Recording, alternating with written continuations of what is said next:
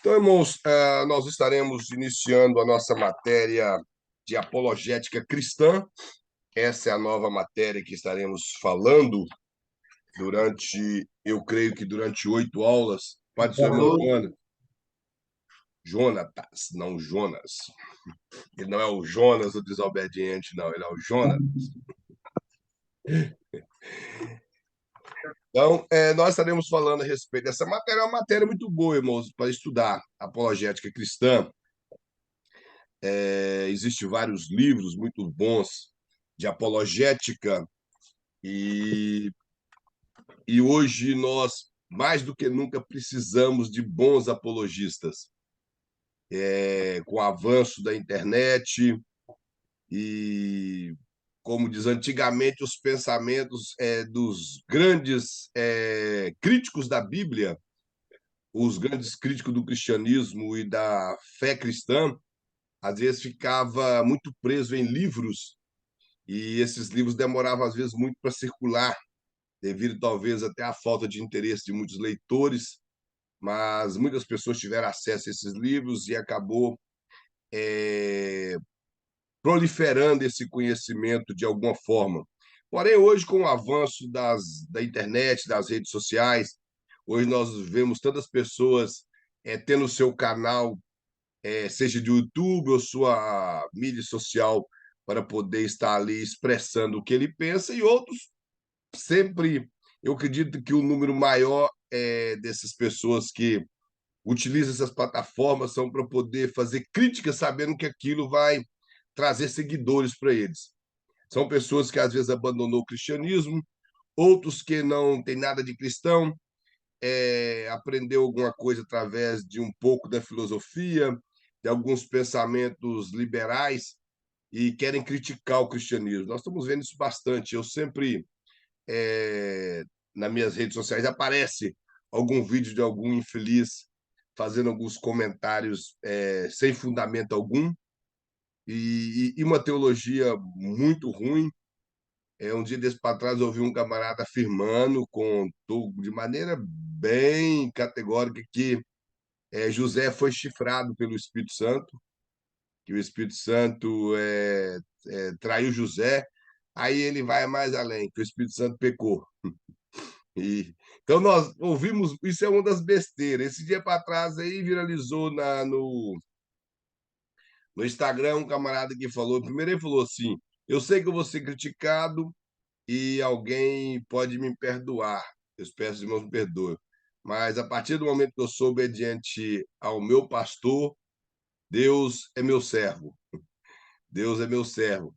Então, é uns negócios que a gente ouve e são frases que as pessoas batem palma, glorificam. São frases que acabam sendo frases de efeito, porém com um efeito contrário, e que as pessoas pronunciam para frente. É como eu já falei em várias aulas aqui, a presença de um líder, de alguém que fala em público para multidões, às vezes pesa muito para as pessoas. As pessoas vê um líder espiritual como um pastor. Vou falar um pastor que, diferente do título que ele carrega, se ele está na frente de uma congregação, ele é um pastor. Diferente se ele é um consagrado a presbítero, evangelista ou um diácono, se ele está ali na frente da igreja, ele é um pastor, está fazendo o trabalho de um pastor, então as pessoas observam ele de forma diferente. E tudo o que ele falar vai ter peso. Por exemplo, tudo que o pastor Luiz Prestes fala aqui tem peso. O que eu falo tem peso. Pode ter um ou dois ou pessoas que poderão refutar, mas boa parte vai acreditar no que eu falo. Então, se eu não for cauteloso naquilo que eu falo, eu posso ensinar algo errado para os irmãos. E principalmente nessas questões de plataformas de redes sociais. As pessoas estão falando besteira em cima de besteira sem preocupação. E uma das coisas mais interessantes, nem me importa muito os que ficam com besteróis em relação a dons espirituais, eu chamo isso de macaquice, aquelas besteiras ali que fogem completamente de um culto organizado, mas eu falo das pessoas que são perigosas, em adeptos de uma teologia liberal e que tentam negar a autoridade bíblica, os milagres e tentam humanizar Deus, seria essa palavra, fazendo crítica ao cristianismo. E hoje em dia nós temos muitos pessoas surgindo aí, talvez teve alguma decepção na igreja e aparece aí fazendo críticas ao cristianismo, alguns pastores. Mesmo que algum desses pastores que eles criticam tomou às vezes algum rumo contrário, mas eu penso que o pensamento deles em criticar é simplesmente para ganhar seguidores e não para poder, os irmãos, desculpa, não para poder interessado no reino de Deus. Porque a verdade se eu estou interessado que o reino de Deus cresça, eu não vou para as redes sociais ficar ali ditando o nome de pregadores e tais para poder aparecer. Principalmente se eu tenho um grande número de seguidores, não vou ficar criando debates em redes sociais para poder disputar quem está certo e quem está errado, simplesmente criando polêmicas na internet para poder fazer graça. Então, hoje nós vemos um número muito grande desse tipo de pessoas. Porém, o maior problema que nós encontramos hoje, além da internet, são pessoas que talvez nós podemos encontrar na rua. E essas pessoas talvez virão com algum tipo de pergunta, ou algum tipo de argumento para poder querer falar em contrário à nossa fé. O irmão José de Souza, que hoje está na turma do bacharel, ele disse, teve um dia que ele até quis marcar para mim cortar o cabelo nesse lugar. Tem dizer que são dois rapazes que cortam cabelo em Everett, na Main Street ali. Diz ele que esses dois rapazes, eles diz que já estudaram teologia e gostam de teologar lá quando você está cortando cabelo, mas uma teologia liberal, com muitas críticas. Aí ele já me chamou para ir lá. Eu até falei, Zé de Souza, eu não vou lá cortar cabelo só para criar uma polêmica com esses camaradas. Falei, não sei, vai que um dia Deus permite. Falei, eu não vou marcar um corte de cabelo com eles só para me fazer isso. Falei, isso não é correto. Então eu nunca fui lá. Mas ele corta cabelo lá porque ele é cliente do camarada. E o camarada diz que um deles até estudou com o pastor Luiz. E aí estudou com o pastor. Dizem, não sei. Eu não lembro desse camarada que diz que já refutou muito o pastor Luiz, mas eu não sei se isso é verdade. Eu nem sei quem é. Mas a gente encontra esse tipo de coisa. Então, por que nós temos que estudar apologia, apologética cristã, e por que devemos ser um apologista? Para defender aquilo que nós cremos.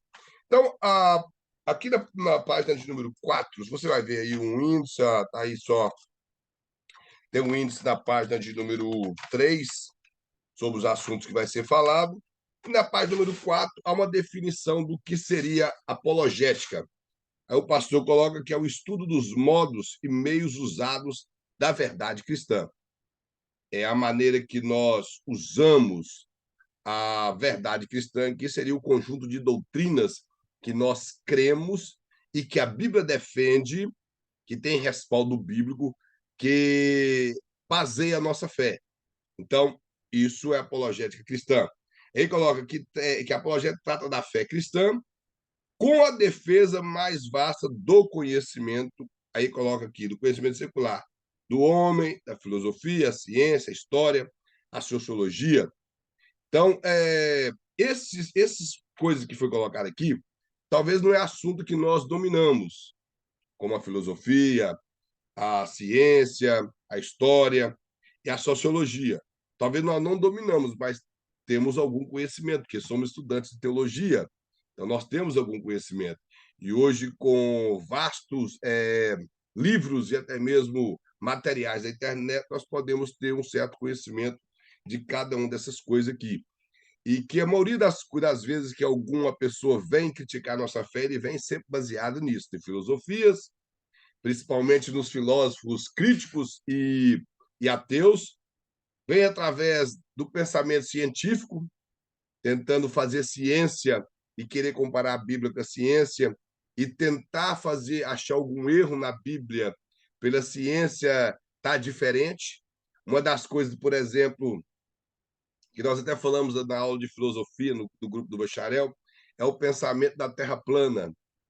E esse tipo de pensamento eles debatem E tem alguns que falam até que a Bíblia apoia o pensamento da Terra plana, e de forma alguma.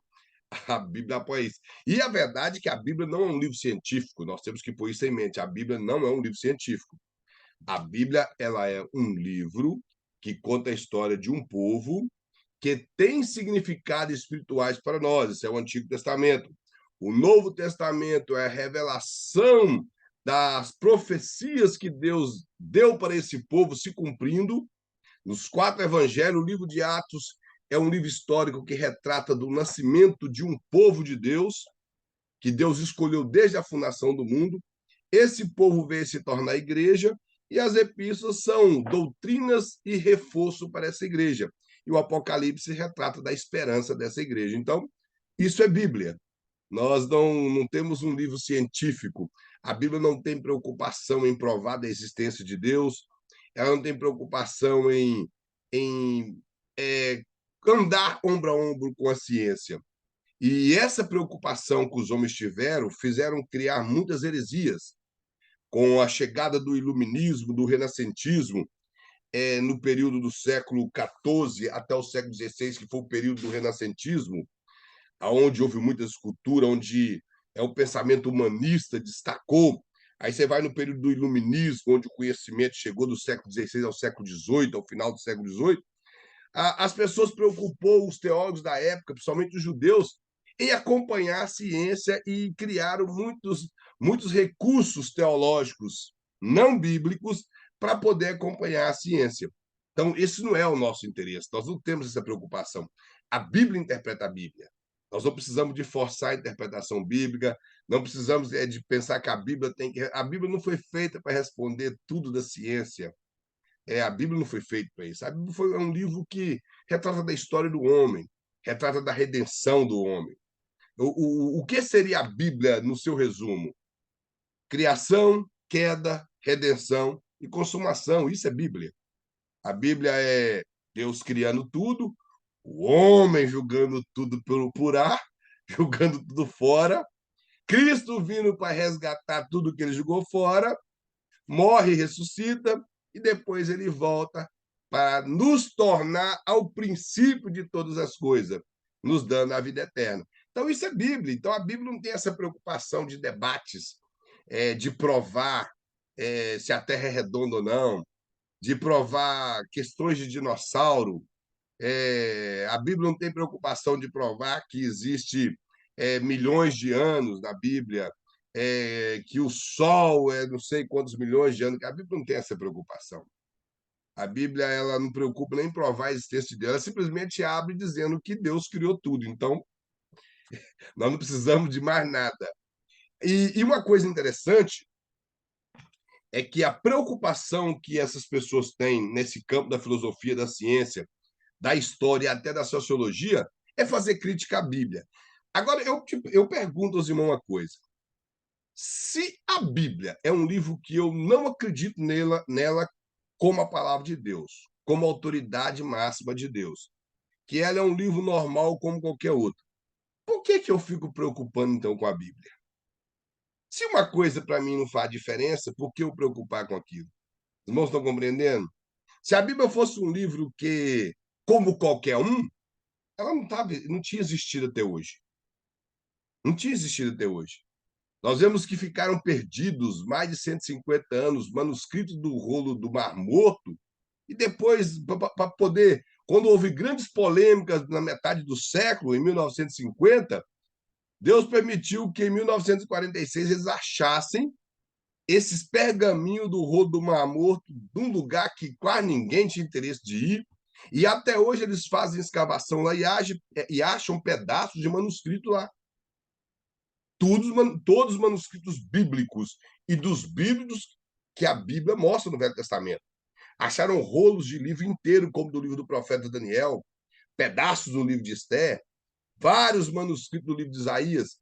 Então, é só para os irmãos ver. Na noite de São Bartolomeu, na França, no século XVIII, eles queimaram milhares de exemplares bíblicos. A Bíblia permanece.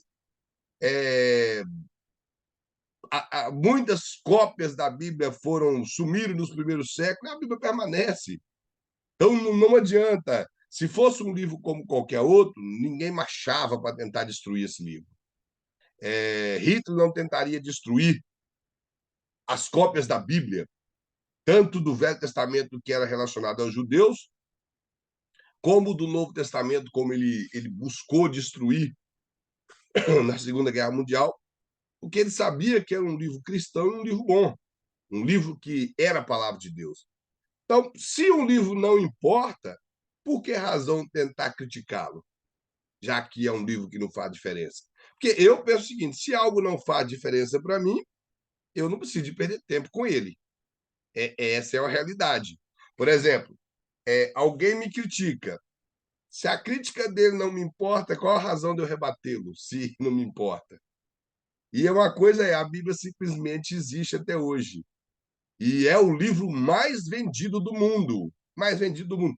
Toda casa tem uma Bíblia. Toda casa tem uma Bíblia. Nem que seja a Bíblia católica, seja toda casa tem uma Bíblia. Então, até o camarada que fala que é ateu tem uma Bíblia lá na casa dele para tentar falar que Deus não existe.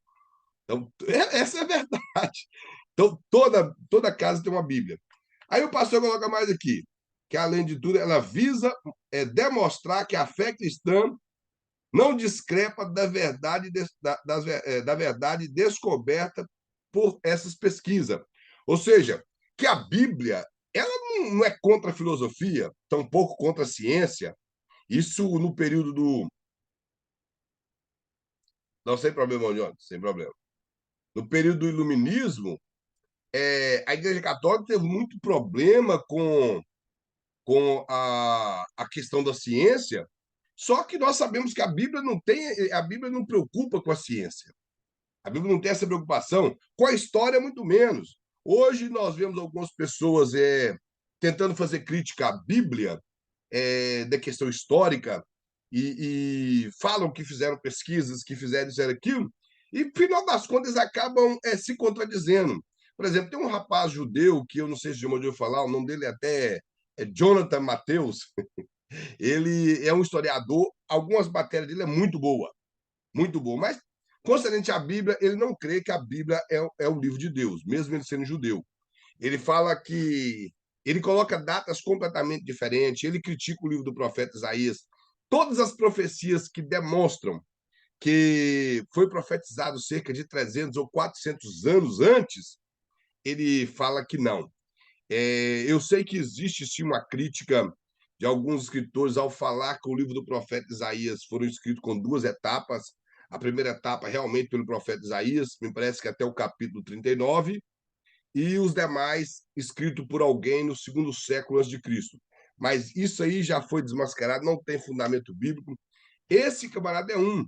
Ele fala que o livro do profeta Daniel foi escrito aproximadamente de 100 a 150 anos antes de Cristo apenas, que não foi escrito 500 e poucos anos antes.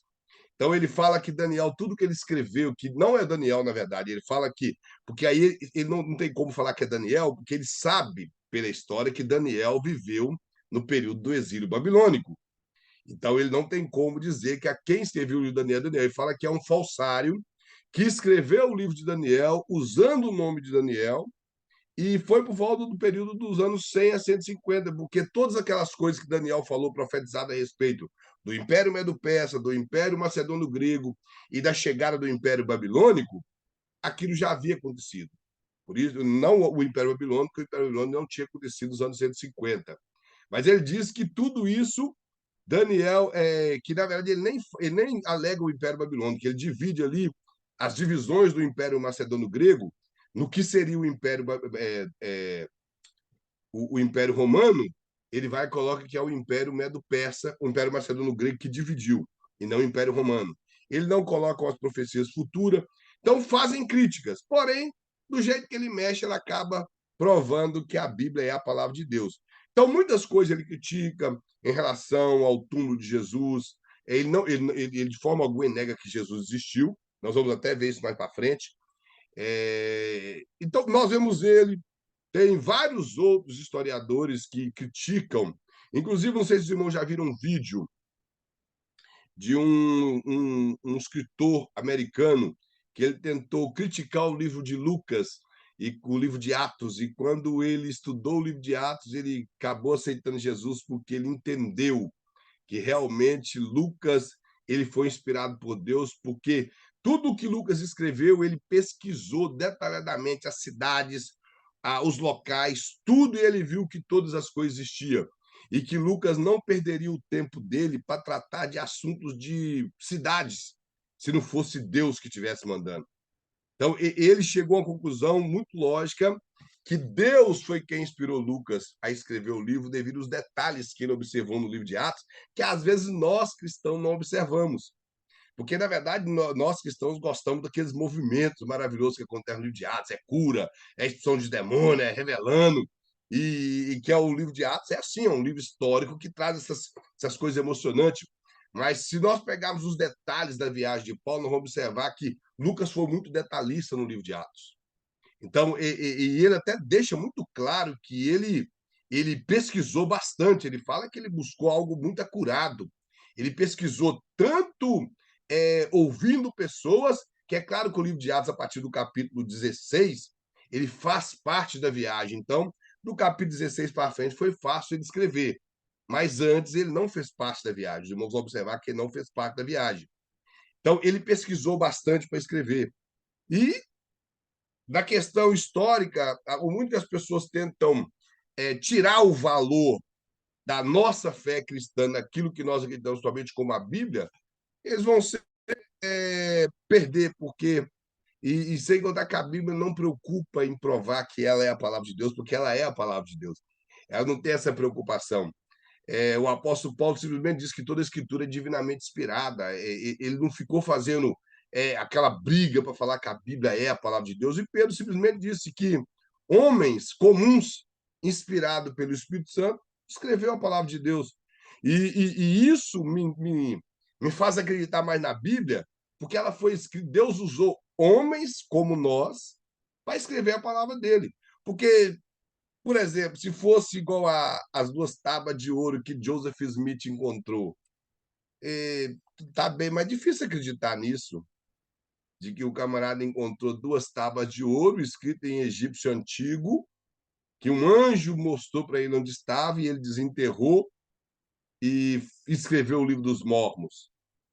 Ou um anjo apareceu nas grutas e ditou um livro para Maomé. Maomé não sabia escrever e ditou para o escrivão escrever. Então fica bem mais fácil eu acreditar que homens comuns, como Pedro fala, escreveu o que Deus quis. Por que Deus usou homem? Porque é homem que sabe escrever, gente. É o nosso semelhante. É muito mais fácil acreditar nisso aí, que Deus usou de meios naturais, meios normais, para poder escrever a Bíblia. Imagina se a Bíblia caísse do céu, irmão, viesse uma história que caiu um livro do céu. Quem ia acreditar nisso? Quem iria acreditar nisso? Vai cair um livro do céu aí. E veio uma voz e disse para fazer cópia dele e distribuir para o povo. Ninguém acreditaria nessa história. Então, o que fez? Usou meios normais para escrever a Bíblia. Então, nós vemos que o pensamento bíblico e o pensamento da apologia ou da apologética não é de forma alguma entrar em choque com essas coisas. Como eu já falei, irmãos, na verdade eu não falei aqui, porque nós ainda não estudamos filosofia aqui. Mas, por exemplo, todas as ciências que existem hoje, ela partiu da filosofia. E uma delas foi a própria teologia. Eu não sei se os irmãos sabem, a teologia é filha da filosofia. Ela nasceu da filosofia, a teologia. Todos, o muito que a filosofia não é uma ciência, mas todas as demais ciências é ramo da filosofia, que ela se expandiu por volta dos quinto século antes de Cristo, que ainda era chamado dos mitos da filosofia, a maneira que eles tentavam compreender como surgiu todas as coisas através de história, que o mito ali não tem um sentido pejorativo igual hoje, na época da filosofia. Os mitos eram simplesmente contos que eles contavam para os outros, só que aqueles contos às vezes ficavam, por exemplo, como nesse período não existia cidades coladas na outra, como nós temos aqui em Medford e aqui em Malden, logo já na frente, Everett, as cidades eram longes. Então, o mito que era contado aqui em Medford, ele para chegar no outro lugar tinha que ser através de embarcação. Então, por exemplo, se eu saísse daqui de Medford nessa época e fosse, vou colocar para o centro de Boston, eu chegaria lá e eu iria ouvir outro mito diferente. Então, aquilo ia me enriquecer, ou talvez simplesmente eu rejeitaria, porque o mito que estava naquele povoado ali era diferente do mito de outras pessoas. E foi na chegada das embarcações que as pessoas começaram a entender essas coisas. Então, a filosofia, irmãos, ela foi de maneira gradativa. Por isso que eu não sei se o irmão já ouviu falar da filosofia antes de Sócrates e depois de Sócrates. A filosofia de Sócrates é essa preocupação com de onde vem o relâmpago, de onde vem o vento, a chuva, qual é o princípio de todas as coisas, sobre os rios. E já a filosofia, depois de Sócrates, já baseava mais na questão do caráter, na questão da moralidade do homem. Então, por isso que essa divisão da filosofia. Mas a filosofia foi que deu origem a todas as ciências, principalmente a nossa teologia. Um dos dois homens que fez muito uso da filosofia na sua teologia foi Agostinho de Hipona, conhecido como Santo Agostinho, e Tomás de Aquino, que nós vamos até ver um pouco sobre ele aqui nessa apostila. Tomás de Aquino, para quem não sabe, foi um promissor padre do século XIII da Igreja Católica. Inclusive, existe um compêndio de teologia dele muito bom. São 5 volumes, cada livro dessa grossura, assim. E tem algumas coisas que a gente não concorda, como tem também que a gente não concorda até de qualquer outro teólogo dentro da nossa própria linha da Assembleia de Deus. Mas ele foi um excelente pregador no período dele. O muito que ele não preocupou em ser como Girolamo Savonarola e outros, mas ele foi um excelente ensinador no período dele. Então, a filosofia fez muito parte da vida desses homens. Com uma coisa também que eu observo Tomás de Aquino, que ele tinha uma chamada teologia escolástica, onde ele preocupava em dar resposta para tudo, e daí também surgiu algumas heresias. Quando nós tentamos responder todas as perguntas que surgem de pessoas que, às vezes, na igreja ficam indagando alguma coisa na Bíblia que realmente não tem resposta e eles querem resposta. Eu sempre costumo dizer uma das coisas que as pessoas. E eu já vi, irmão, eu estou falando que eu já vi as pessoas dar resposta para isso. O que Jesus estava escrevendo na areia quando eles levaram a suposta mulher adúltera para ele. Não estou brincando, eu já ouvi pessoas dar resposta. Já vi pregador até citar um versículo bíblico que era aquilo que Jesus estava escrevendo. A Bíblia fala o que estava escrevendo? Não. Então acabou, irmão. Isso é um negócio que não me interessa, o que ele estava escrevendo lá. Os irmãos estão entendendo? Então são coisas desnecessárias, onde acaba se perdendo muito tempo para poder discutir. O que é que Jesus. Quando alguém. Eu já estou falando que alguém já me perguntou. Uma vez na escola bíblica, uma pessoa me perguntou, irmão, teria como me falar me dar uma resposta, se o irmão sabe falar o que Jesus estava escrevendo ali quando levou a mulher adulta, eu falei, irmão, quando o irmão souber, o irmão também me comunica, porque eu não poderia, eu não sei, a Bíblia não me fala o que é, então não me importa. Como diz, nem tudo é revelado, o irmão Wilson. E, inclusive, essa é uma das coisas que está em Deuteronômio 29, que fala as coisas que foi revelado para nós, é para nós. Eu E a, tava com ele aqui aberto aqui, 29, 29. é, Ó. As coisas encobertas são para o Senhor, nosso Deus.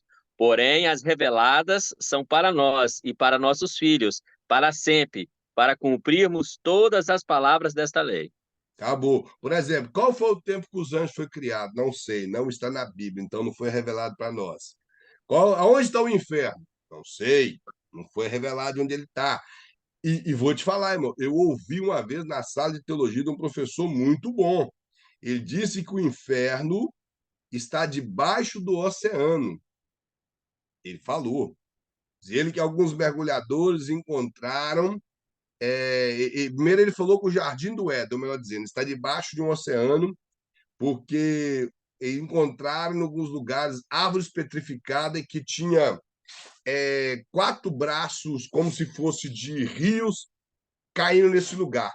Mas na hora eu falei, pastor, mas 2 rios dos que existiam no Jardim do Éden ainda existe. Então, como que esses 2 não foi desfeito no dilúvio? E outra coisa que ele falou que o inferno está debaixo do mar por causa dos porcos que o endemoniado, que saiu do endemoniado de Gadara e entrou nos porcos. Olha onde ele está fazendo teologia. Então, são coisas que a gente ouve. E, e esse versículo 29, as pessoas utilizavam muito para falar que não tem como explicar o Apocalipse. Agora, o interessante é que a palavra Apocalipse quer dizer revelado. Aí é que fica mais complicado. Se as coisas reveladas é para nós, o Apocalipse quer dizer revelado, então como que não tem como explicar o Apocalipse? Basta interessar, estudar e ter cautela. Então, irmãos, a apologética é isso. É o estudo que nós fazemos para defender a nossa fé. Aqui está um dos versículos-chave para isso, que é 1 a Pedro 3,15, que falando de santificar a Cristo como Senhor em vossos corações, e estáis sempre preparado para responder com mansidão e temor a todo aquele que vos pedir a razão da esperança que há em vós. Ou seja, vai existir pessoas que vai te perguntar, por exemplo, por que você é um cristão? E parece muito fácil responder, mas não é tão fácil responder por que eu sou um cristão. Ah, eu sou um cristão porque eu quero ser salvo? Não é só por isso. Os irmãos estão compreendendo? Então, por exemplo, por que você acredita que Deus vai te dar vitória em meio a essas dificuldades? Por que você acredita que Deus vai curar alguém na sua família? Ou por que você acredita que você pode ficar em paz se você perder um ente querido? Ou que Deus vai abrir uma porta de emprego? E isso eu estou falando de coisas muito simples. Não estou falando de nada de, às vezes, coisas que são ofensivas à palavra de Deus. Estou falando de pergunta muito simples. Por exemplo, o contexto aqui era simplesmente o contexto da perseguição, que as pessoas perseguiam os cristãos nesse período de Pedro e, principalmente, negavam que Jesus iria voltar. Uma das perguntas, por exemplo, como você tem certeza que Jesus vai voltar? Os irmãos estão compreendendo?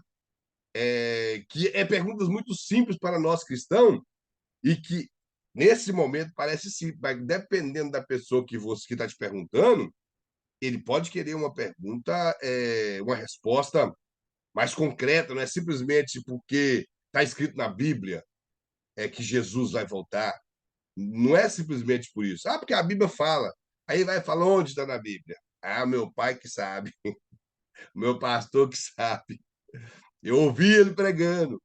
Vocês estão compreendendo? Nós temos que ter a interpretação da Bíblia e a convicção de que a Bíblia é a palavra de Deus. Então, nós temos que saber responder. E o interessante é que Pedro deixa muito claro, com mansidão e temor. Com mansidão com a pessoa e temor pela palavra de Deus, para não mudar a palavra de Deus em agradar ninguém. Por exemplo, uma das pergunta e algumas pessoas que estão na internet hoje em dia negando a existência do inferno. Aí é simplesmente em querer falar que o inferno não existe porque não está na criação. Ué, mas tem tanta coisa que não está na criação e que existe Pior hoje. do que, pior que falar, negar a existência do inferno é um pastor, né, que deve ter milhões de seguidores lá no Brasil, falou ano passado que, ou ano atrasado, que os anjos vão ser salvos. Os anjos caídos. É, vão ser salvos. Sim, existe uma linha teológica, isso surgiu por volta do século XIX. É a linha teológica me fugiu o termo técnico assim, que não só fala que todas as pessoas irão ser salvas, todas as pessoas, que vão passar um período e essa teologia, na verdade, ela é uma teologia reavivada do judaísmo, porque dentro do pensamento do judaísmo, me parece que é o judaísmo, deixa eu me lembrar, eu não sei se é o ortodoxo ou o judaísmo não, reconstrucionista, que ele fala que as pessoas passariam um período de tempo não no purgatório, mas no local de onde até surgiu a doutrina do purgatório, e ali eles passarão por volta de 120 anos. Isso tem muito em alguns livros apócrifos, desses livros do período do Novo Testamento apócrifos, que trata desse assunto, e eles serão salvos. Todas as pessoas irão ser salvas, inclusive os anjos caídos. Então, existe essa linha teológica. E tem muitas pessoas que são adeptas delas. Como existe a linha do aniquilacionismo, que as pessoas acreditam que no dia do juízo final, que a Bíblia fala, todas as pessoas serão desfeitas em nada e ali acabou. Os salvos serão salvos. Os condenados serão simplesmente destruídos. Como a Bíblia fala em algumas passagens, de destruir a alma, que está até lá que Jesus fala que nós não devemos temer aquele que pode matar somente o corpo, e sim aquele que pode matar o corpo e ainda destruir a alma no inferno. Existem algumas tradições que falam assim, algumas traduções.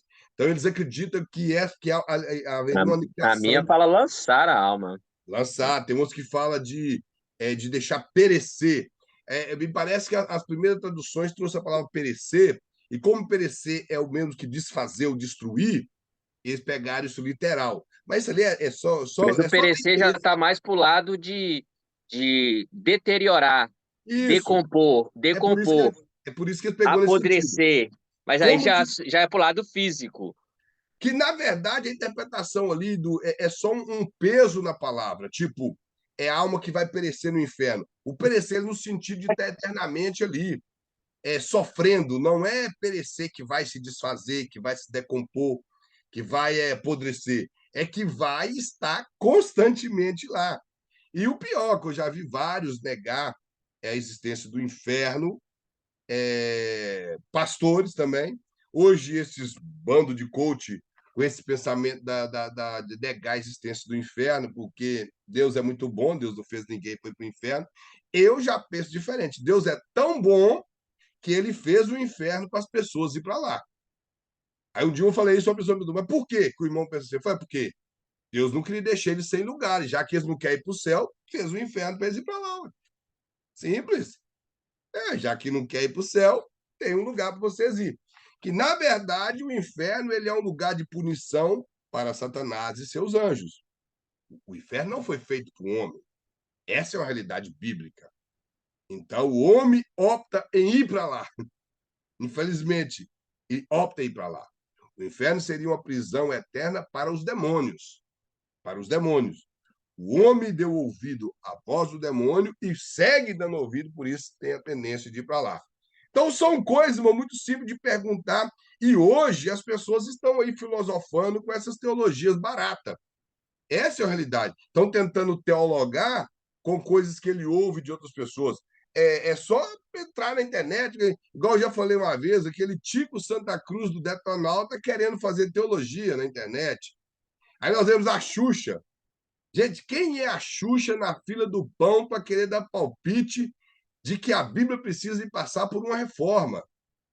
Nem o pastor lá, que já foi um pastor respeitado, que é o René Kivitz, tem essa autoridade. Eu vou pegar aqui, irmãos, vou colocar aqui dentro da Assembleia de Deus. É, Antônio Gilberto, Abraão de Almeida, o pastor Severino Pedacinho, que também já partiu para o Senhor, Eurico Bergster, que já partiu para o Senhor, o Elinaldo Renovado, esses homens que estão aí hoje, pode juntar com Hernando Dias Lopes, com Luiz Faião, Augusto Nicodemo, esses homens não têm autoridade nenhuma para tirar uma vírgula da Bíblia. A Sociedade Bíblica Brasileira, que é dona dos manuscritos de João Ferreira de Almeida, eles não têm poder algum para mover uma letra da Bíblia. Estou falando na A questão. própria Bíblia já alerta isso, né? Tá, né? Eles não Ai têm. de Eu você. estou falando assim, no sentido de mover uma questão doutrinária. É isso que eu estou dizendo. Porque, inclusive, quando a Bíblia fala de não pode tirar um tio ou um J, no grego não existe tio. Não sei se os irmãos sabem disso. O tio ali não é o tio nosso, aquela cobrinha em cima, não. Que antigamente, quando a gente lia pela primeira vez, achava que era, não sabe nem que a Bíblia foi escrita em grego. Quando você vai estudar, tem familiarização um pouco com a língua grega, e a gente vê que não existe tio em grego. O tio seria o menor tracinho ali no grego, que se ele, que é claro que dentro dos manuscritos gregos não tem. O que Jesus estava querendo dizer é que nem se tivesse, ninguém pode mover isso da lei, ou seja, aquilo que é padrão doutrinário, ninguém pode mudar. A Bíblia que condena o homicida, ela condena e acabou. A Bíblia que revela que um adúltero está vivendo em pecado e se ele não consertar, ele vai para o inferno, ele vai para o inferno, isso não tem como mudar. Os homens podem falar o que for, tadinho dele, ele é fraco, ele não aguenta ver mulher, ele caiu, até Davi caiu, eles usam esse tipo de termo, até Davi caiu. Isso não tem justificativa. Pecado. É pecado. Então é nesse sentido que a Bíblia deixa claro, nada pode mover nada da Bíblia, ninguém tem essa autoridade. Aí nós vamos ouvir Xuxa ir para a internet. Agora, o que eu penso, a maioria desse povo que vai para aí é com interesse de chamar atenção. Essa é a realidade. Uma mulher igual a Xuxa está apagada da televisão. Aí nós vemos alguns pastores que viu que a internet é uma fonte de renda. Então eles vão para ali para criticar homens como Silas Malafaia, como outros pastores. E é claro, não vou negar que há muita besteira na internet, principalmente surgindo hoje em dia do lado de pastores, essa pedição de dinheiro inesgotável. Como diz aí provérbio, que tem uma coisa que nunca cansa, é o fogo. Parece que você está jogando dinheiro no fogo. Nunca para de pedir dinheiro. E outros que estão dando vergonha, como Edir Macedo, que Valdomiro Santiago, esse Agenor Duque, e por que não falar? Vou falar de alguns pastores assembleianos, como o próprio Silas Malafaia, vai uns meninos novos aí que tá fazendo um monte de pataquara na internet também. O Marco Esse Feliciano Malafaia já deixou de ser assembleiano há muito tempo, né? Há uns tá 50 carregando o anos nome, atrás. tá carregando o nome da Assembleia, não sei por quê. É, Vemos o Marco Feliciano aí já fazendo asneira da internet, Abílio há Santana, mais de 20 anos. Mais de mais de 20 20 anos. anos. Eu nem chamo esses senhores de pastor. Infelizmente, caiu aí na malha fina da internet. Homens igual o Abílio Santana, que a única coisa que ele faz na internet é criticar outros pastores e criticar o Camboriú. O Marco Feliciano despejando a teologia ruim, sem respaldo bíblico na internet. E vai indo assim, uns meninos que era até bom, causando polêmica na internet. E, infelizmente. Então, hoje a internet virou isso aí. E, como diz o Albert Einstein, o medo dele é que chegaria um tempo que a, ele não usou o termo mídia social, mas que a ciência evoluiria tanto que os homens ficariam bestas. E, e parece que foi até um profeta. Se, se ele não fosse, que judeu ele era, negócio, se ele fosse um judeu cristão, eu ia falar, esse camarada foi o último profeta, não foi só João Batista, não. Ele foi um dos últimos profetas. Que é o que aconteceu, infelizmente, e nós ouvimos, e isso é da boca de um homem muito sábio, que para ele tudo era extraordinário. Então, infelizmente, é o que nós vemos hoje. Os homens ficaram besta e esse desejo de se promover parece que vale tudo, principalmente criticar a fé cristã. Aqui na página de número 5 ele mostra aqui as finalidades. Fala que passou a colocar defesa. No grego, apologia, que está sempre presente em todas as pregações cristãs como um elemento de defesa. O muito que nós pregamos, sem ser uma mensagem assim, realmente apologética, com o interesse de defender uma doutrina bíblica, você está fazendo apologia. Porque quando você fala de Cristo, você está defendendo que Cristo, ele é quem você acredita. Por exemplo, se você está pregando que Jesus ressuscitou, você acredita que ele ressuscitou. Então você está fazendo apologia. O muito que a sua preocupação não é em defender aquela fé naquele momento, mas você está fazendo apologia. Então, esse é o interesse aqui que o pastor colocou. E outra coisa aqui na letra B, ele coloca comunicar o cristianismo de modo que qualquer geração possa entendê-lo, ou seja, fazer apologia. É você. O que é fazer apologia? É você expressar a sua fé. Por exemplo, as pessoas hoje em dia estão querendo, somente quando surgiu aqui em Bossa a liberação da maconha, quem não fumava maconha não era normal. Era os maconheiros que era normal. que se você fumar, não fuma maconha, pelo amor de Deus, então você não é, como diz, você não é normal. Chegou um tempo atrás aí, aquele Jean Willis, aquela porqueira, os irmãos me desculpem do termo, que era deputado no Brasil, para ele estava sendo anormal ser hétero. Ele fazia apologia cegamente à homossexualidade, que parece que o errado era alguém interessar em ser hétero, querer ter uma mulher e a mulher querer ter um homem. Então, esse tipo de coisa é querer convencer alguém a sua ideia. Então, fazer uma apologia é você expressar a sua ideia, no nosso caso, que a ideia é bíblica, é expressar o nosso conhecimento bíblico para que as pessoas entendam que o que você está falando é verdade, tem um respaldo que sustenta aquilo que você fala. Isso é fazer apologia. E de forma alguma a nossa apologia pode vir acompanhado de proselitismo. Os irmãos sabem o que é proselitismo, né? É quando você quer convencer alguém a sua ideia. Aí é diferente. Pregar o evangelho não é convencer ninguém a nossa ideia. Pregar o evangelho é anunciar o Cristo ressurreto. Nós não temos obrigação de convencer ninguém a nossa ideia. É simplesmente falar de Cristo. Se os irmãos observar, Jesus ele condenou os fariseus por fazer proselitismo, porque os fariseus gostavam de converter as pessoas à ideia deles e não ao Deus poderoso do Antigo Testamento. Eles queriam fazer o povo virar legalista. Quando nós fazemos prosélitos, nós somos pessoas que fazemos pessoas legalistas.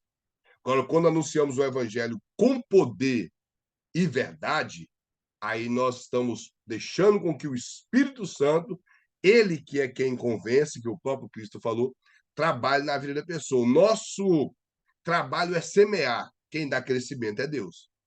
Nós não temos como saber qual é o solo que nós estamos plantando. Só o Espírito Santo sabe. Então, nós não podemos tentar convencer as pessoas a nossa ideia. Nós temos que expressar a nossa ideia com fundamento. Então, isso é fazer apologia. Aqui na página de número 6, o pastor repete a mesma coisa, que a palavra apologética vem do grego como apologia, que se pronuncia e significa uma defesa verbal.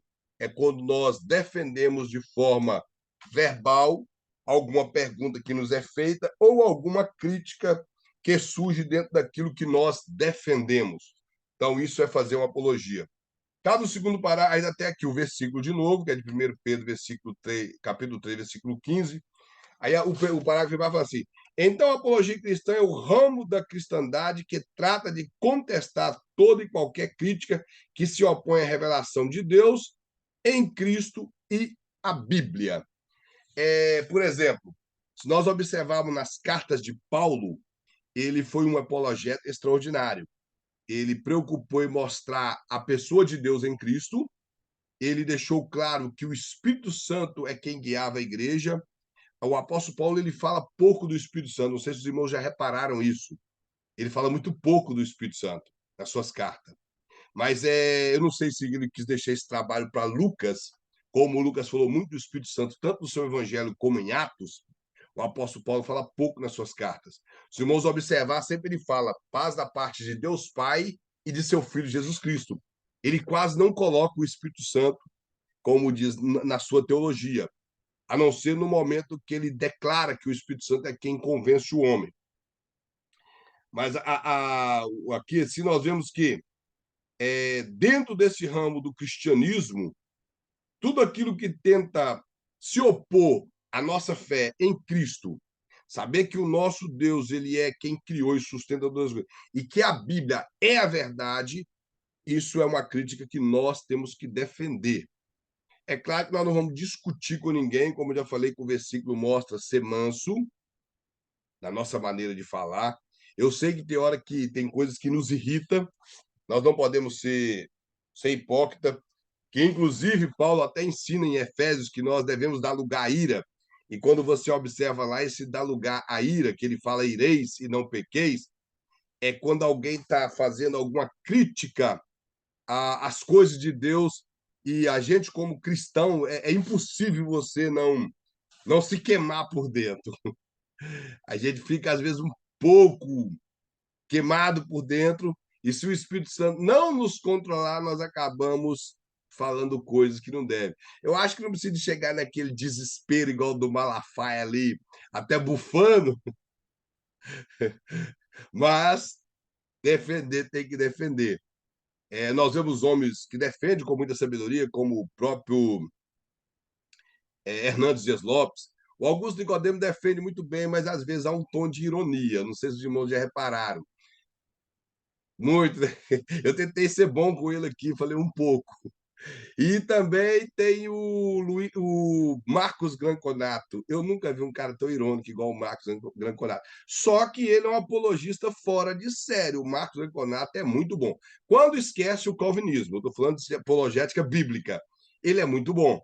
Então, só que tem alguns que exageram. Por exemplo, um cara que eu achava que era exagerado na apologética devido às pregações dele, mas quando ele vai para algum lugar defender a fé cristã, ele é muito sábio, é o Paulo Júnior.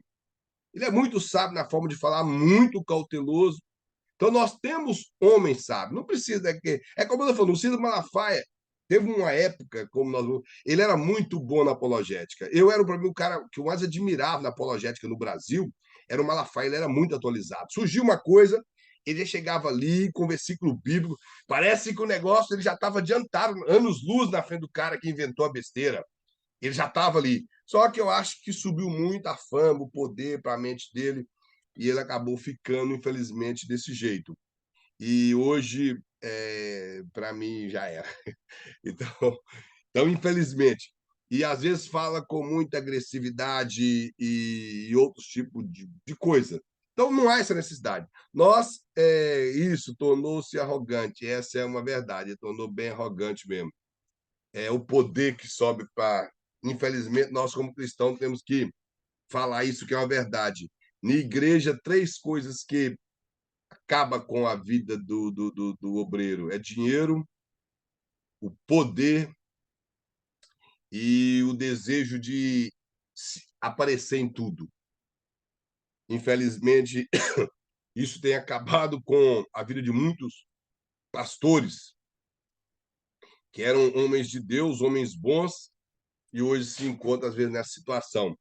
Então, irmãos, a apologética é isso, é nós irmos refutar um pensamento contrário daquilo que nós acreditamos, na revelação de Deus através das Escrituras, e que as Escrituras é a revelação divina, e que Deus ele é um Deus soberano, e que o seu Filho Jesus Cristo, que é qual igual a Deus, é Deus da mesma forma, não é maior nem menor, e que ele é o nosso Deus que a Bíblia também revela para nós.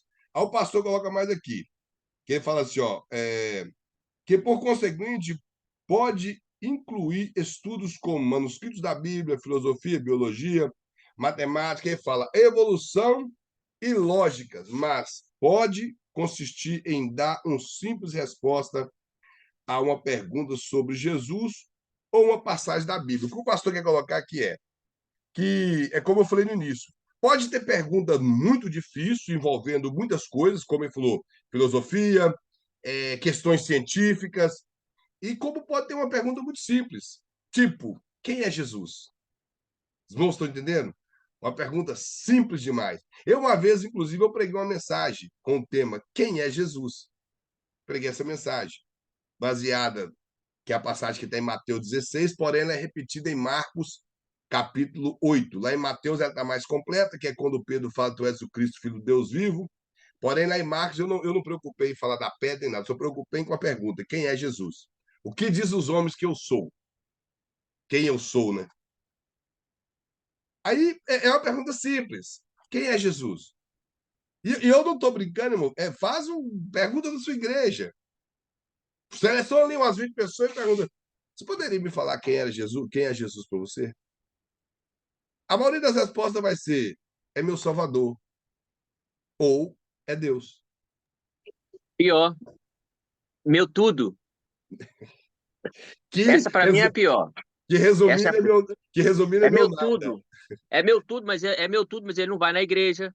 Ele é meu tudo, mas ele não lê a Bíblia. Ele é meu tudo, mas não ora. Ele é meu tudo, mas não contribui. Ele é meu Nada. tudo, mas não ama o irmão, não perdoa, e é É meu como eu falei, tudo. meu tudo seria meu nada. Só. Então, é coisa simples. Agora eu estou falando que nós estamos falando aqui entre estudantes de teologia.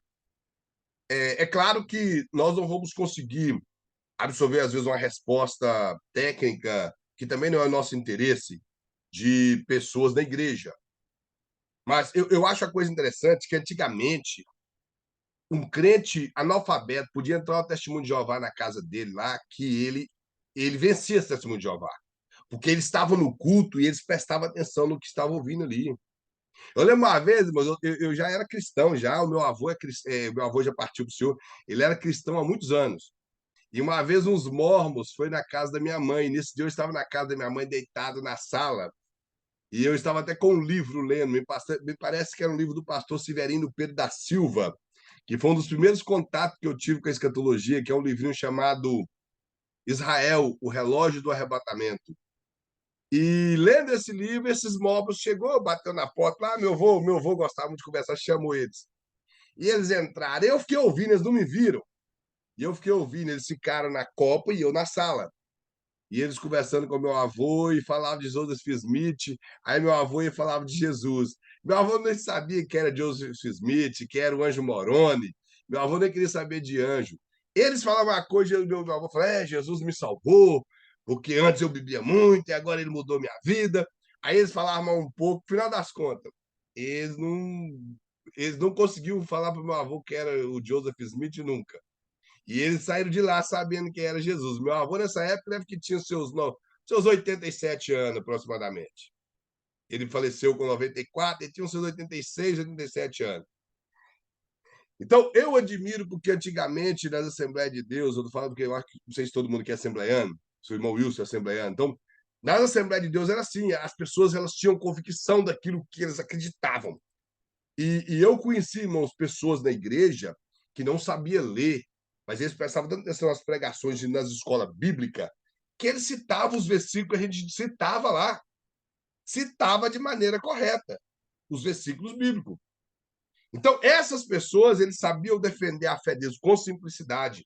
É por isso que o pastor colocou aqui, que pode ser perguntas tão difíceis, mas pode ser uma pergunta de quem é Jesus. E que eles não respondiam, Jesus é meu tudo. Eles respondiam, eles não iam dar aquela resposta recheada de teologia, de quem Jesus é, mas eles conseguiam até mostrar, dentro da resposta, a humanidade e a divindade de Jesus.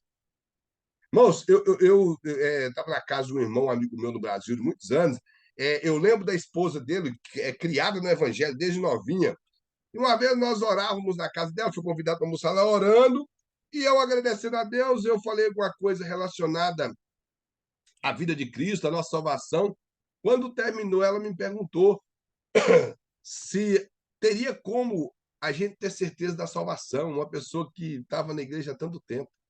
Eu falei, claro. Falei, eu sou salvo. Ela, você tem certeza? Eu falei, tenho. Ela, e como que você prova isso? É porque você sente? Eu falei, não, porque a minha Bíblia me garante. Primeiro que ela disse que eu sou selado com o Espírito Santo, que é o penhor da salvação, ou seja, é a garantia da salvação. E depois, lá em Colossenses, capítulo 1, parece que é o versículo 28, fala que Cristo é em vós a esperança da glória. Se Cristo mora em mim, a minha esperança é a glória. Eu falei, então não estou entendendo você que tanto tempo na igreja, no cristianismo, e você. Aí eu falei, você não tem certeza que você é salva? Ela, até agora, até esse momento eu não tinha. Eu falei, você continua não tendo. Falei, só porque você ouviu eu falar, você agora já tem certeza que você é salva. Falei, minha irmã tá precisando de orar, hein? Então, são coisas muito simples que as pessoas. Se você perguntar para um cristão, você acredita no céu? Acredito. Você quer morar no céu? Quero. E por que que Deus deveria deixar você morar no céu? São perguntas simples. E que pode surgir da boca de um ateu metido a filosofar. E como que vamos responder se não temos embasamento bíblico?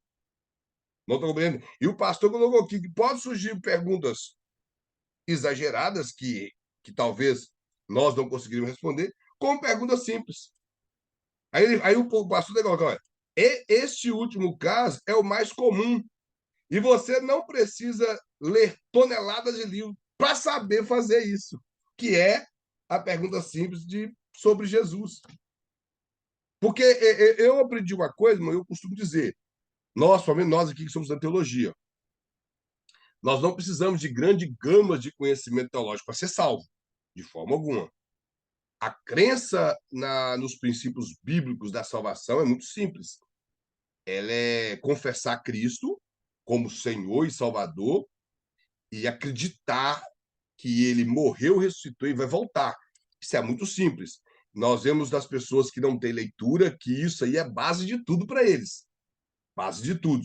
Para nós que estudamos teologia, que temos ministério, as coisas são um pouco mais sérias. Nós temos como diz, aperfeiçoar o ministério que Deus nos entregou. Então, essa é a razão que nós estudamos.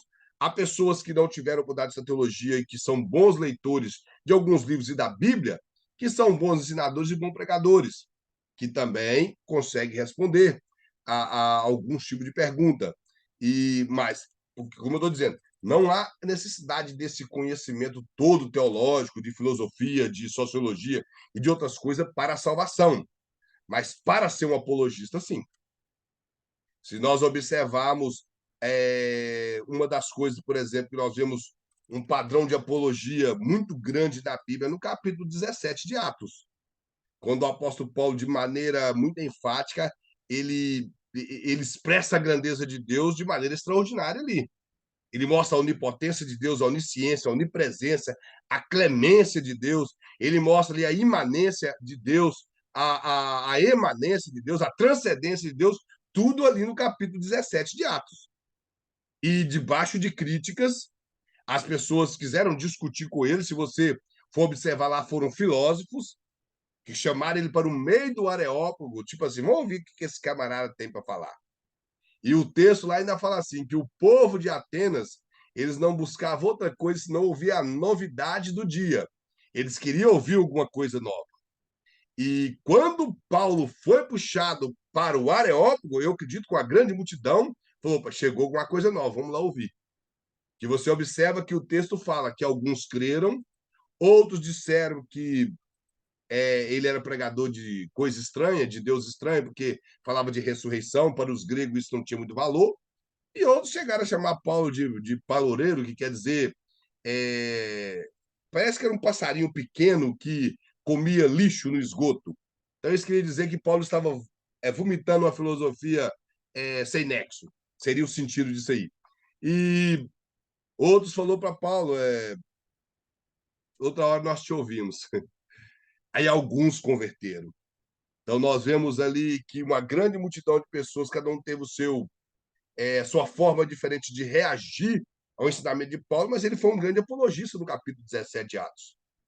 Então, a Bíblia ela é recheada de pensamentos e de refutações de homens bíblicos concernente a heresias. Nós vemos isso demais com Jesus, ele provando ali em relação à ressurreição, com pensamentos até, vamos dizer, de pegadinha dos saduceus em relação a anjos. E o interessante é que os saduceus perguntou sobre a ressurreição, e por eles não crer nem na ressurreição e nem em anjos, Jesus deu a doutrina dos dois ao mesmo tempo.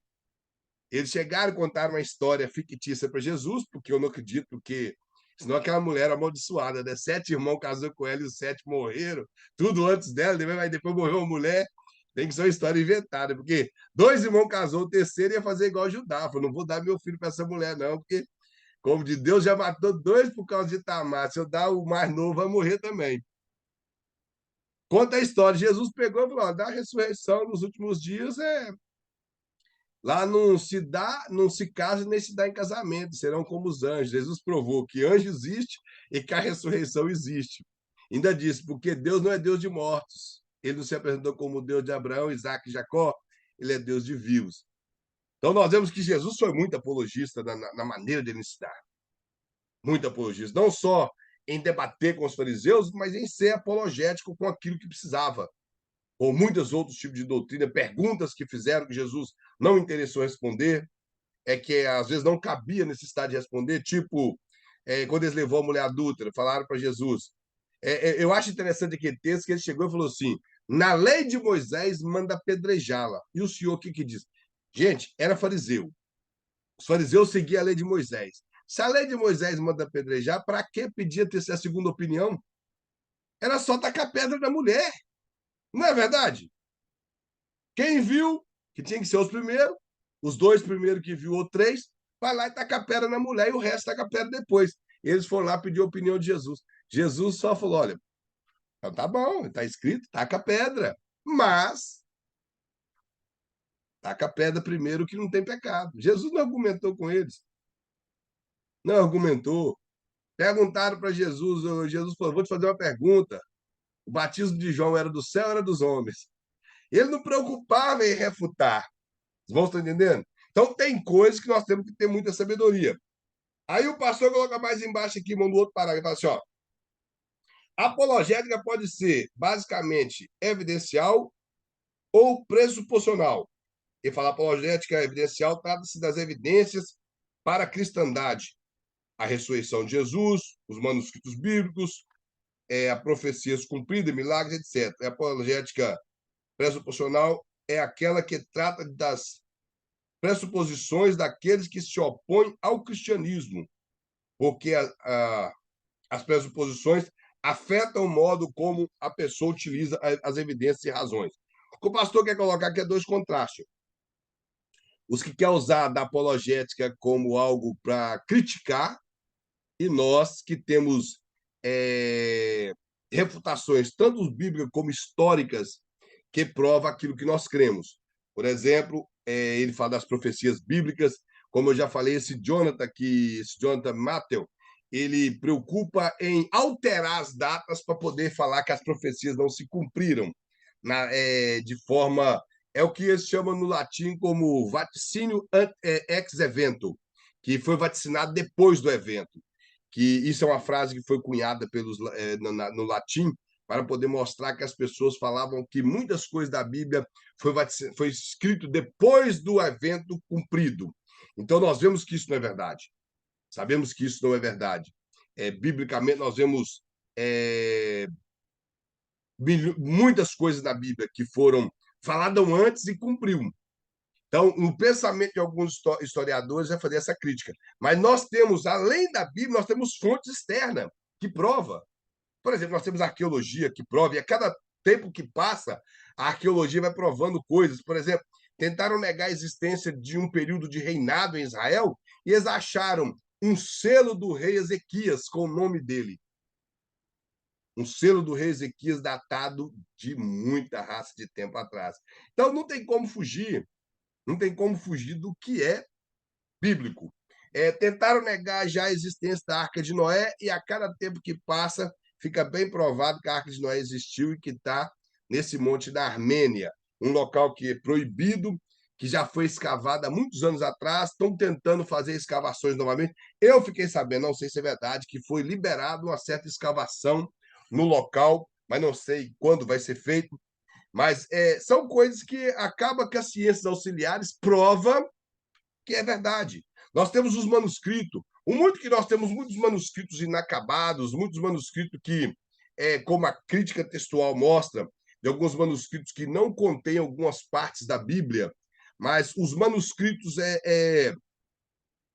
os manuscritos que são bons mostra que nenhum contradiz o outro. Simplesmente basta ter interesse de saber por que um manuscrito tem alguma coisa a mais do que o outro. Simples, gente. O copista talvez ficou preguiçoso, não terminou de fazer a cópia.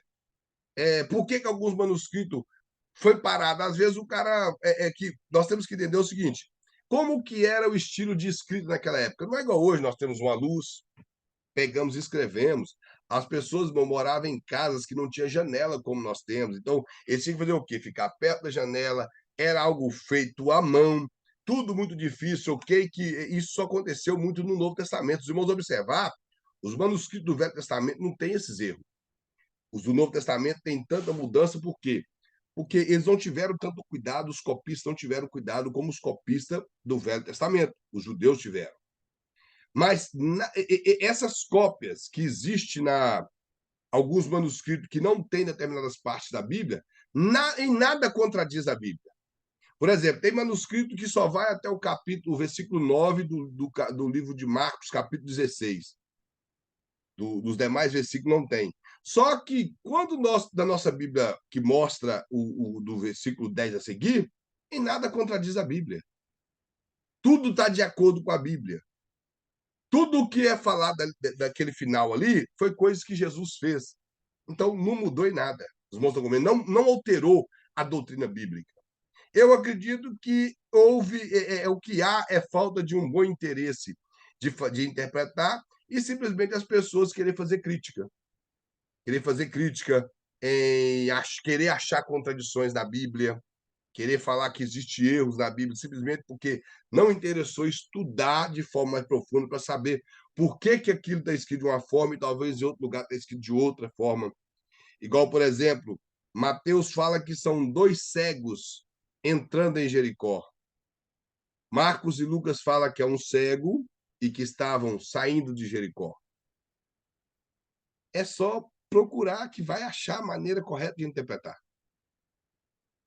Eles vão achar a maneira correta de interpretar. Eu, particularmente, e por que Mateus escreveu 2 cegos? Porque eram 2 cegos, realmente. Você não tem como negar. Mateus era testemunho ocular. Mateus escreveu o que ele viu. Lucas e Marcos escreveu o que era mais importante. Essa é a verdade. Eles se preocupam em escrever do cego que gritou, e o outro que não gritou, eles não preocupam em escrever.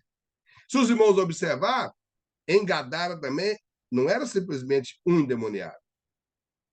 E Mateus fala que era em Gesarena. E Marcos e Lucas fala Gadarena, em Gadara, melhor dizendo. Há erro ali, não. Gadara e Gesara eram cidades vizinhas que ficavam numa região chamada Decápolis. Decápolis quer dizer 10 cidades. Então, Jesus curou naquela região. Os irmãos estão compreendendo? Naquela região. Marcos preocupou em escrever talvez a cidade que era a que predominava na região, a cidade de Gadara. E Mateus escreveu o local que realmente aconteceu, que ele passou e viu. E Lucas preocupou em escrever a cidade que representava a região, Marcos, melhor dizendo. Então, não há uma dificuldade em interpretar o texto, só que as pessoas têm mal vontade de interpretar e simplesmente quer fazer uma crítica. Não estão compreendendo? Então, nesse sentido aqui, o pastor vai colocar aqui que, para nós, a apologética ela é evidencial porque nós temos evidência através dos manuscritos, das evidências bíblicas, da história do cristianismo. Mas hoje nós temos muitos escritores, não só cristãos, como escritores dos primeiros séculos, que deixou para nós muitas evidências, como nós temos aí o livro mais famoso aí do primeiro século, que é o livro de Flávio José. Apesar que nós encontramos, inclusive, esse rapaz aí judeu, esse Jonathan, ele fala que as partes nesse livro que fala de Jesus foi alteração de Eusébio de Cesareia, que é o Nascó de Eusébio de Cesareia, que dizendo que Flávio José, por ser um judeu, ele não acreditava em Cristo, em Jesus. Então, ele de forma alguma escreveria a respeito de Jesus. Então, esses são acréscimos que Eusébio de Cesareia fez nas antiguidades judaicas de Flávio José. Mas não há um respaldo histórico para provar isso que ele fala. Nós vemos que o livro de Eusébio de Cesareia é completamente diferente do livro de Flávio Josefo, a maneira de escrever tudo, então não há essa possibilidade. E temos vários outros, como Suetônio, Plínio, vários outros escritores não cristãos que escreveu a respeito de Cristo, como o próprio Suetônio, que era um romano, ele não era cristão, e ele escreveu a respeito de Cristo. Então, nós vemos que a evidência histórica nos mostra isso. E, claro, com a chegada do iluminismo e a tendência da ciência avançar e as críticas daquela época, principalmente pela Igreja Católica, devido ao que a Igreja Católica fez naquela época, não dando espaço para as pessoas e impondo muitas coisas, as pessoas vieram a fazer essas críticas e acabou criando, construindo a imagem histórica de Jesus de forma diferente da Bíblia. Nós não separamos o Jesus histórico do Jesus Deus. Porque, por exemplo, Nós não precisamos de fé para acreditar no Jesus histórico. Nós precisamos de fé para acreditar no Jesus, o Cristo. O Jesus histórico que nós lemos nos evangelhos, ele retrata do Jesus histórico. Os irmãos estão compreendendo?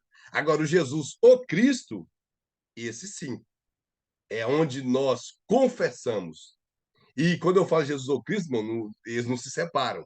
Eu estou falando do termo teológico, do pensamento deles. Que Jesus não separa, ele é o Cristo desde quando ele nasceu, desde a fundação do mundo, ele é o enviado, que inclusive o Cristo é a missão dele. Então, nós não precisamos de evidências, ou melhor, de fé para acreditar no Jesus histórico.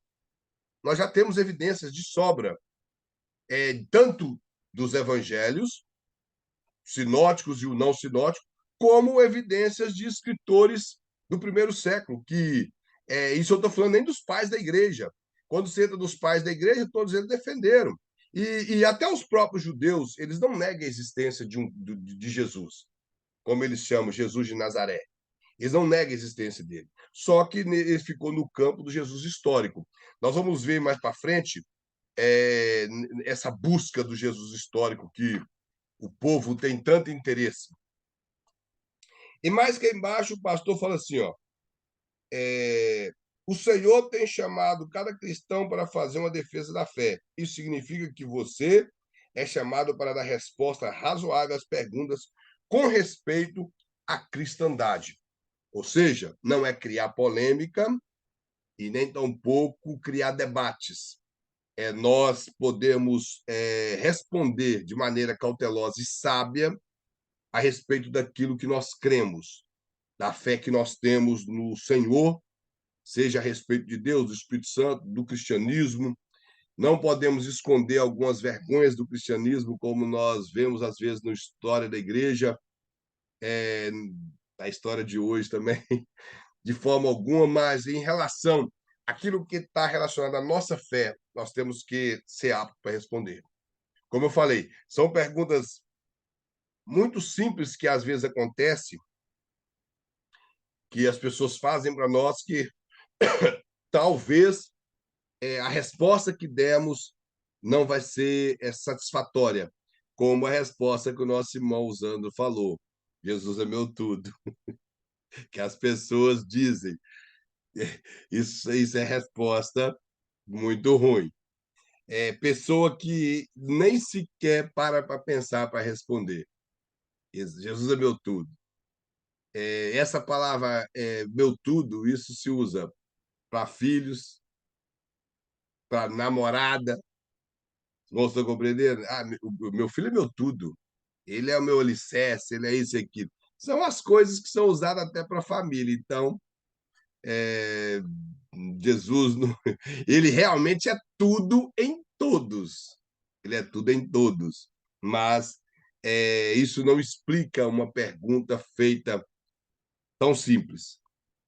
Os irmãos estão entendendo? Existe, por exemplo, perguntas que as pessoas podem fazer a respeito de anjos. Isso foge, muitas coisas fogem do nosso conhecimento, das coisas do passado que nós não temos alcance, mas podemos, pela Bíblia, de uma maneira simples, responder o que é um anjo, o que os anjos fazem aqui por nós, para que os anjos foram criados. Isso nós conseguimos responder. Nós não podemos, eu particularmente, não classifico anjos igual dentro da angelologia, as pessoas classificam, porque nós não sabemos se realmente são classes de anjo, porque foge da nossa mão isso aí. Por exemplo, viu serafim, viu querubim, arcanjo. Nós não podemos dizer que existe uma classe de serafim. Por exemplo, raciocínio comigo, nós vamos terminar agora. Quase todos os pregadores falam que os serafins, devido à palavra quer dizer flamejante, são anjos de fogo que estão à volta do trono de Deus, guardando o trono de Deus. Irmãos, quando o camarada prega e ele altera a voz e dá aquela mexida e fala desse jeito, o povo vai ao delírio.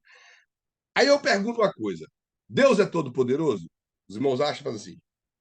Se Deus é todo poderoso, por que Deus precisa de anjo guardar o trono dele? Me ajuda a entender, pelo amor do nome de Deus. Quem vai roubar o trono de Deus? Ah, quando o diabo quis subir lá.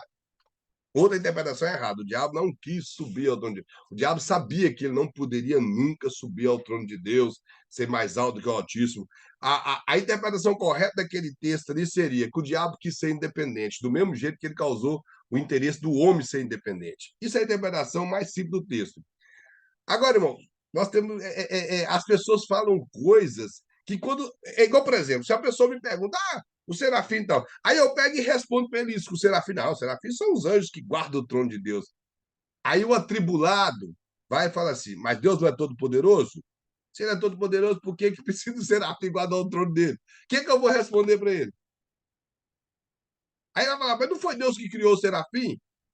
Ué, uma criatura de Deus protege o Criador, o que pode todas as coisas. Que vocês dizem que se ele fizer assim, o universo desfaz todas as coisas criadas e ele cria tudo de novo.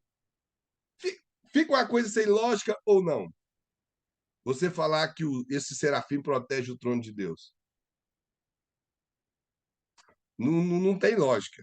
Simplesmente porque Isaías viu os serafins em volta do trono de Deus dizendo santo, santo. Ele não disse que estava protegendo, disse que estava adorando.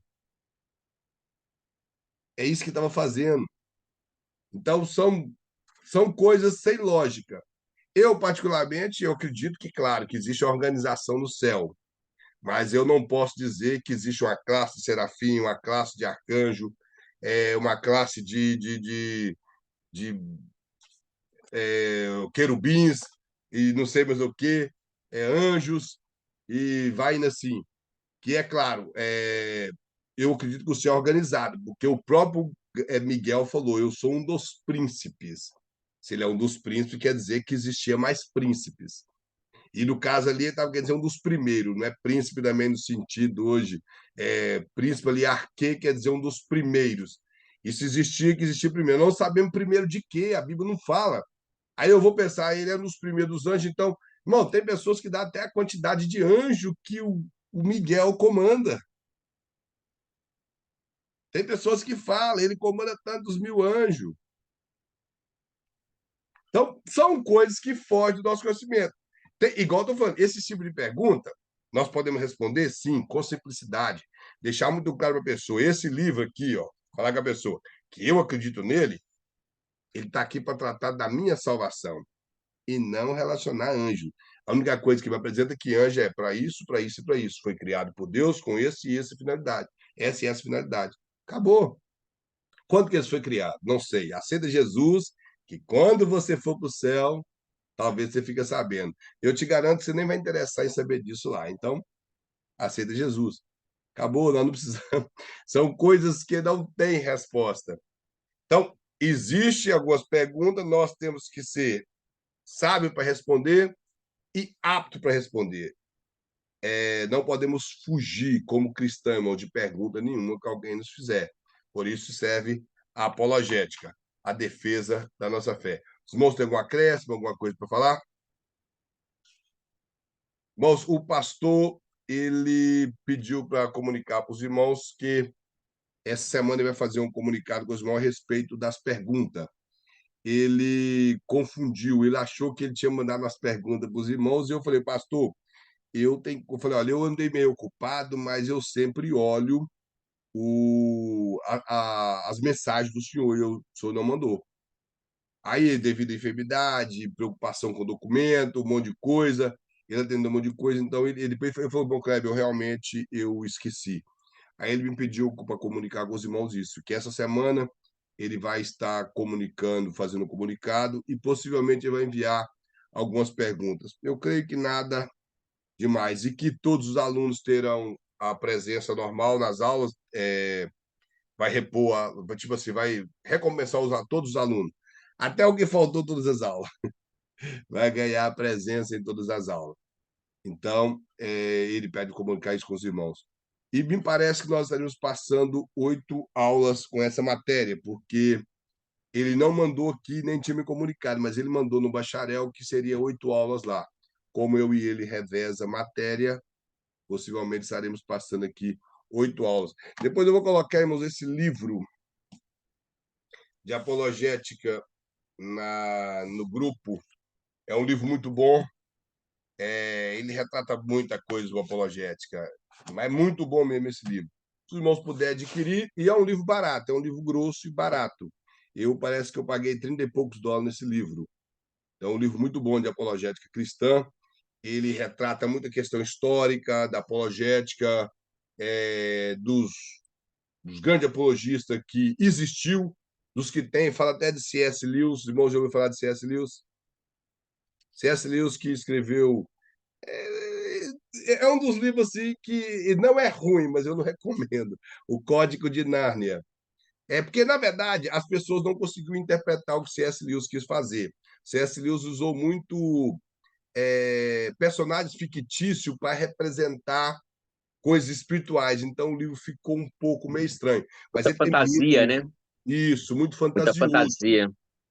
Mas ele tem muito livro bom. Ele tem um livro chamado Evangelho, Cristianismo Puro e Simples, que, inclusive, esse livro ele nasceu de uma palestra que ele dava para as pessoas que vieram da Segunda Guerra Mundial, da Primeira Guerra Mundial, melhor dizendo. Então, é um livro muito bom. Ele tem um outro chamado. Como é que é o nome do livro, gente? Eu tenho esse livro aqui, alguma coisa do luto. Me fugiu o nome do livro. Alguma coisa do luto, quando ele perdeu a esposa dele. É um livro muito bom. Ele tem um que esse é o clássico e vendeu muito, que é Uma Carta de um Diabo ao Seu Aprendiz. Esse livro é muito bom, irmãos. É um livro que ele escreveu mostrando as estratégias que o diabo faz. Estava fazendo tipo para ensinar um outro demônio. Então, ele, através de uma figura de linguagem, ele mostra muitas coisas espirituais. E o C.S. Lewis foi considerado um dos maiores escritores desse século, um dos maiores escritores. Ele escreveu muitos livros. O C.S. Lewis é muito. A linguagem dos livros dele é muito fácil. Você é um cara com tantos diplomas, a linguagem do livro dele é muito fácil. Então, é um livro muito bom. Esse livro aqui que eu estou falando, ele fala muito de C.S. Lewis, fala de Norman Geisler, que também é um grande apologista. Aí tem algumas coisas que de Tomás de Aquino, de vários outros escritores. Mostra alguns que tomou outro rumo contrário e vai indo assim. Tem alguns pensamentos de Calvino, de Lutero, de um dos que o pastor até vai colocar aqui, de Rodolfo Butt, que era para ter sido um grande pastor batista e acabou abraçando a teologia liberal. E mais para frente nós vamos falar um pouco dele, que muito triste. Amém? Então vamos agradecer, irmão, ao Senhor. Aí fica o aviso, os irmãos ficam alerta no que o pastor vai colocar. Se caso semana no passado, devido à cabeça muito cheia, eu vou lembrar ele a respeito da pergunta. Eu creio que ele vai dar entre 5 a 7 perguntas que ele tinha dito, nada demais, baseado na apostila, e seria o trabalho para os irmãos. O irmão faz, envia para ele, e ele passa a nota para os irmãos. Amém? Vamos agradecer a Deus por mais uma aula. Senhor Deus de paz, soberano, Deus maravilhoso, Deus grande, nós te louvamos, ó Pai, por mais um dia, mais uma aula, Senhor. Te louvo pela vida dos teus servos presentes, que o teu Espírito, ó Pai, venha nos guiar a cada dia. Nós, ó Pai, te bendizemos, porque o Senhor é a nossa única fonte, ó Pai, para tudo. E pedimos ao Senhor, ó Pai, que nos ajude a estar aptos, a estar ciente, ó Pai, daquilo que nós cremos, daquilo que nós defendemos, e sermos sábios, ó Pai, na hora de responder, ó Pai, qualquer questionamento, que essa matéria venha ser útil para nós, que possamos estar, Pai, cheio da presença do Senhor acima de tudo. Que a tua glória seja com cada um de nós, que o Senhor abençoe a cada ministério, fortaleça os teus filhos, os seus filhos, ó Deus, sustenta nessa caminhada e ajuda-nos, ó Pai, nesse curso, abençoando a cada aluno do Seminário Bereia, dando vitória para o teu povo, em nome de Jesus. Que Deus em Cristo abençoe os irmãos, todos ficam na paz do Eterno. Bem, e tenham uma excelente noite. Boa noite. Amém. A paz do Senhor para os irmãos. Paz do Amém. Senhor.